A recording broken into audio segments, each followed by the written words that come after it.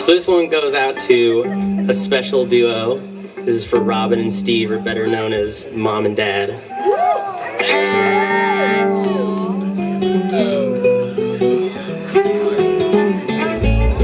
Just vamp on us. Oh yes! Woo! Thank you! And this one's also for Spudster.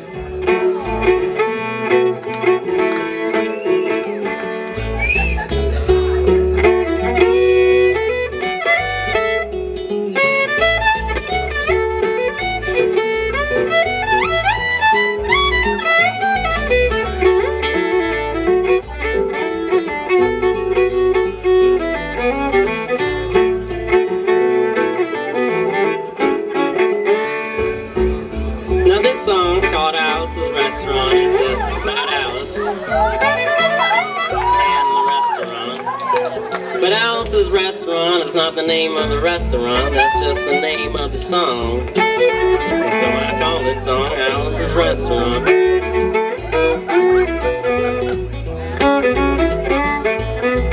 You can get anything you want at Alice's Restaurant.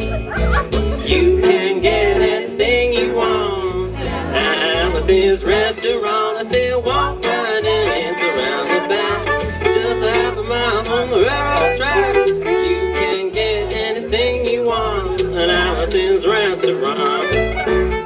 Now it all started about 2 Thanksgivings ago. It was about 2 years ago on Thanksgiving when my friend and I went up to visit Alice at the restaurant. But Alice doesn't live in the restaurant. She lives in the church nearby the restaurant, the bell tower, with her husband Ray and Fosh the dog. And living in the bell tower like that, they got a lot of room downstairs where the pews used to be in. And having all that room, seeing as how they took out all the pews, they decided that they didn't have to take out their garbage for a long time. Well, we got up there, we found all the garbage in there, and we decided it'd be a friendly gesture for us to take the garbage on down to the city dump. So we loaded the half a ton of garbage to the back of a red VW microbus, took shovels and rakes and implements of destruction, and went on towards the city dump.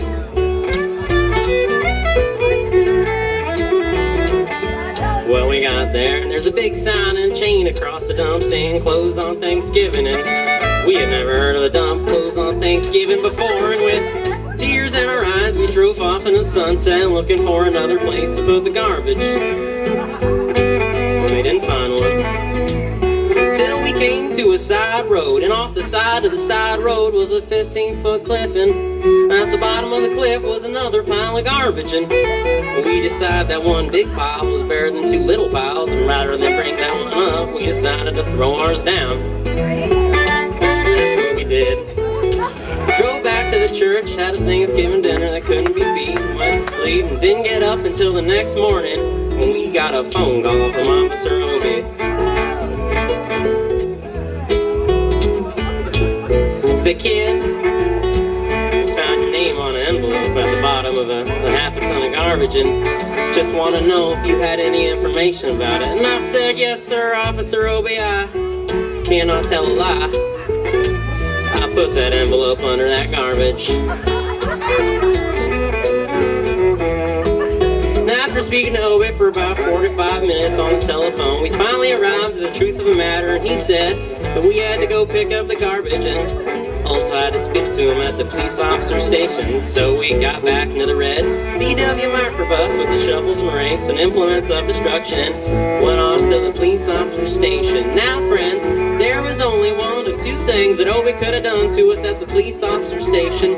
And the first one was that he could have given us a medal for being so brave and honest on the telephone. And well, that wasn't very likely, and we didn't expect it. And the other thing was that he could have called us out and told us never to be seen driving garbage in the vicinity again, which is what we expected. But when we got to the police officer station, there was a third possibility that we hadn't even counted upon, and we was both immediately arrested, handcuffed. And I said, Hobie, I don't think I can pick up the garbage with these handcuffs on. Shut up, kid. Get in the back of the patrol car, and that's what we did. We got in the back of the patrol car and head to the, quote, scene of the crime, unquote. Now I want to tell you about the town of Stockbridge, Massachusetts, where this is happening here. They got 3 stop signs, 2 police officers and 1 police car. But when we got to the scene of the crime, there was 5 police officers and 3 police cars, being the biggest crime of the last 50 years, and everybody wanted to get in the newspaper story about it. And they was using up all kinds of cop equipment they had hanging around the police officer station. They was taking plaster tire tracks, footprints, dog-smelling prints, and they took 27 8x10 colored glossy pictures with circles and arrows and a paragraph on the back of each one, explaining what each one was to be used as evidence against us in the court of law. Now after the ordeal, Obi said he was gonna put us in the cell. He said, "Kid, I'm gonna put you in the cell. I want your wallet and your belt." I said, "Obi, I can understand you want my wallet, so I don't have any money to spend in the cell, but what do you want my belt for?" And he said, "Kid, we don't want any hangings." I said, "Obi, did you think I was gonna hang myself for littering?" Obi was just making sure. Friends Obi was, cause he took out the toilet seat so I couldn't hit myself over the head and ground. And it was about 4 or 5 hours later that Alice, remember Alice? Remember Alice? There's a song about Alice.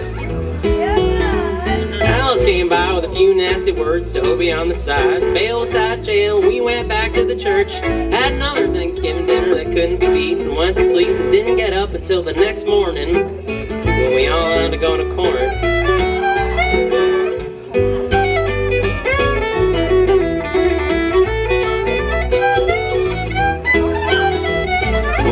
In, sat down. Obi came in with the 27 8x10 colored glossy pictures and the circles and arrows and a paragraph on the back. Each one sat down. Man came in and said, "All rise," and we stood up. Obi stood up with the 27 8x10 colored glossy pictures, and the judge walked in with a seeing eye dog. And he sat down. We sat down. But Obi just looked at the seeing eye dog.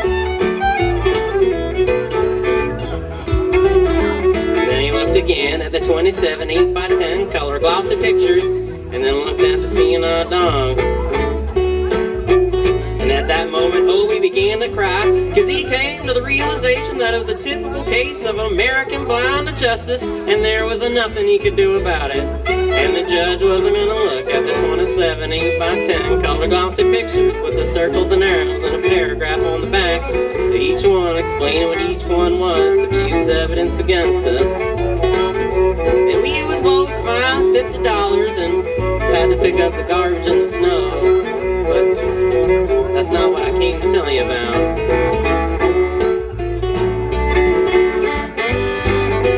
I came to talk about the draft. We got a building down in New York City called White House Street, where you walk in, you get injected, inspected, detected, infected, neglected, and selected. Say that again.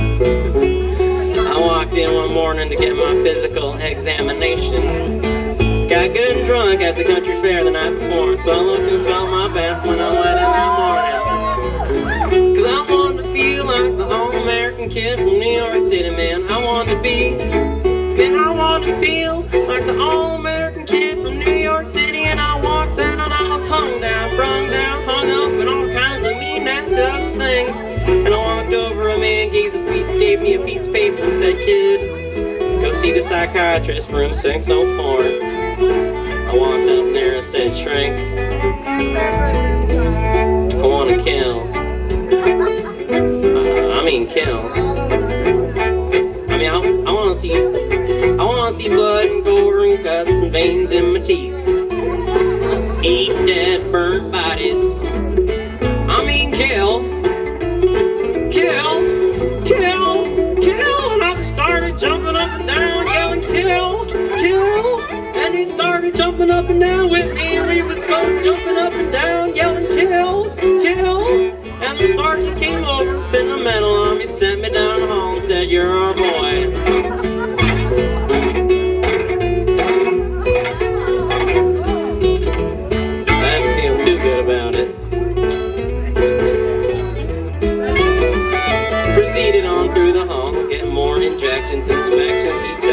neglections and all kinds of stuff that they was doing to me at the thing there. And I was there for 2 hours, 3 hours, 4 hours. And I was there for a long time, going through all kinds of mean, nasty, ugly things. And I was just having a tough time there. And they was injecting, inspecting every single part of me, and they was leaving no part untouched.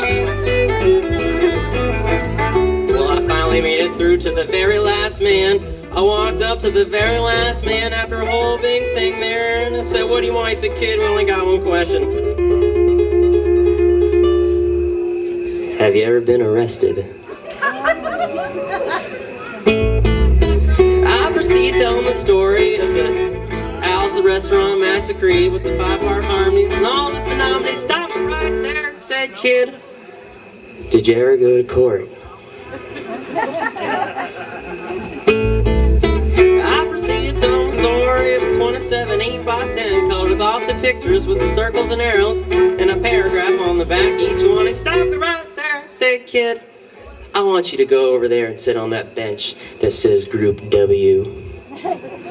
Now, kid."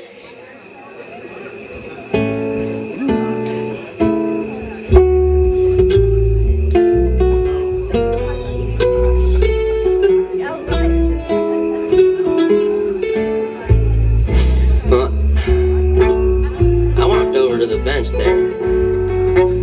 It's the Group W's, is where they put you if you may not be moral enough to join the army after committing your special crime. And there was all kinds of mean, nasty, ugly-looking people on the bench there. Mother rapers, father stabbers, father rapers sitting right there on the bench next to me, and they was mean and ugly and nasty and horrible and all kinds of things. And the meanest, ugliest, nastiest one, the meanest father raper of them all, was coming over to me, and he was mean and ugly and nasty and horrible. And he walked over to me and said, "Kid, what'd you get?" I said, "I didn't get nothing. I had to pay $50 and pick up the garbage in the snow." I said, "What were you arrested for, kid?" And I said, "Littering." And they all moved away from me on the bench there and gave me the hairy eyeballs and all kinds of mean, nasty, ugly things until I said, "Aim creating a nuisance." And then they came back, shook my hand, and we had a great time on the bench talking about crime, mother stabbing, father raping, and all kinds of groovy things that we was talking about on the bench. And everything was fine. We was telling jokes, smoking cigarettes, and all kinds of things till a man came over. The sergeant had a piece of paper in his hand, said, "Kids, this piece of paper's got 47 words, 58 sound, 58 word. We want no detail, crime, time, crime, anything else got saved, 210 about crime, one on the rest of them, anything else got saved, 10 about crime." He talked like that for 45 minutes, and nobody understood a word that he said, but we had fun filling out the forms and playing with the pencils on the bench there. I filled out the form with the massacre, the 5-part harmony, and the violin and mandolin accompaniment, just like it was, till I came to the other side of the paper and flipped it over, and there on the other side, away from everything else on the other side, in parentheses, in capital letters, quotated, read the following words: "Kid, have you rehabilitated yourself?" I walked over and the sergeant said, "Sergeant, you got a lot of damn gone. Ask me if I've rehabilitated myself. I mean, just I'm sitting here on the bench. I'm sitting here on the bench. Cause you wanna know if I'm moral enough to join the army, burn women, kids, houses, and villages after being a litter bug."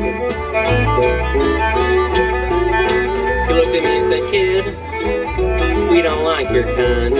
And we're gonna send your fingerprints off to Washington and friends.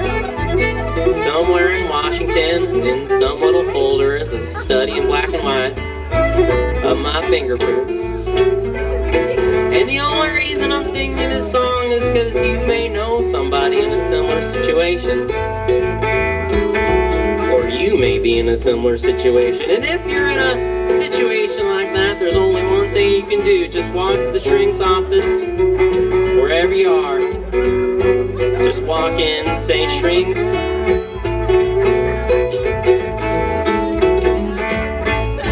you can get anything you want at Allison's restaurant." Walk out. You know, if just one person does it, they may think he's really sick and they won't take him. And if two people do it in harmony, well, they'll think you're both queers and they won't take either of you. And if 3 people, can you imagine 3 people walking in, singing a bar, house, restaurant, walking out? They may think it's an organization. And if 50 people a day, I said 50 people a day, come in, singing a bar, house, restaurant, walk out, well, they may think it's a movement. And that's what it is. The Alice's anti-massacre movement. And all you gotta do to sing it is join in the next time it comes around the guitar. With feeling. So we'll wait until it comes around the guitar here. We'll sing it with feeling when it does.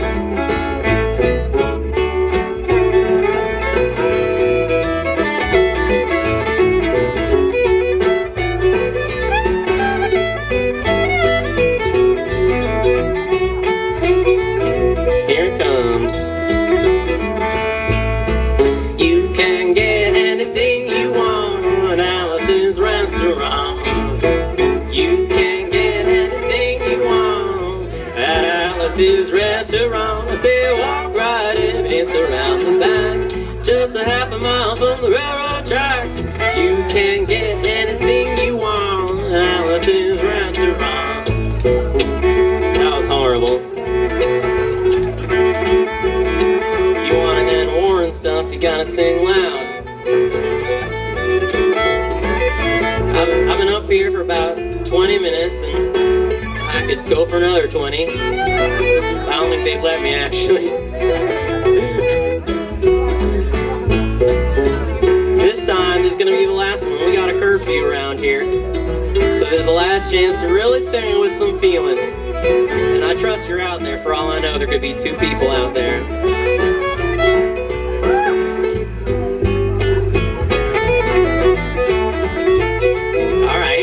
Now. You can get anything you want at Allison's restaurant. You can get anything you want at Allison's restaurant. I say walk right in, it's around the back, just a half a mile from the railroad tracks. You can get anything you want at Allison's restaurant. Na na na na na na na. At Allison's restaurant.